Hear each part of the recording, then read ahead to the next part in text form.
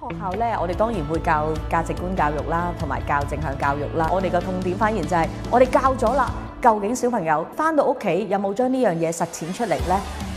例如佢哋有冇做到節能方面啦，有冇做啲環保嘅行為呢？令到我哋咧可以睇到小朋友點樣喺學校學識嘅嘢帶返屋企同埋帶返社區。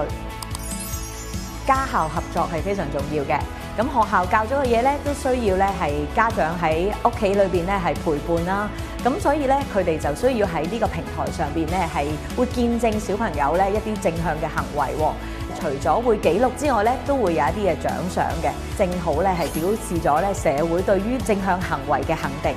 我覺得而家喺數字教育嘅年代啦，咁呢個啲平台正正就可以俾個數據，令到學校都肯定咗自己喺德智體群美各方面嘅表現。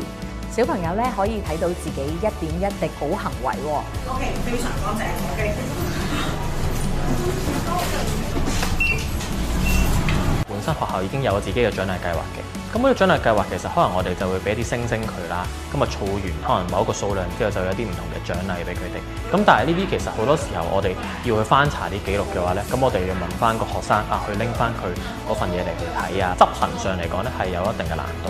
但倒翻轉有 CO2 呢個平台，咁我哋好多時候我哋記錄完，其實學生自己睇到，老師又能夠睇到，原來佢有做呢部分嘅活動。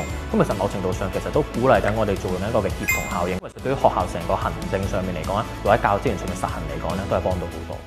期望透過 Zero2呢個平台，可以提升學界對於正向價值觀教育嘅效率。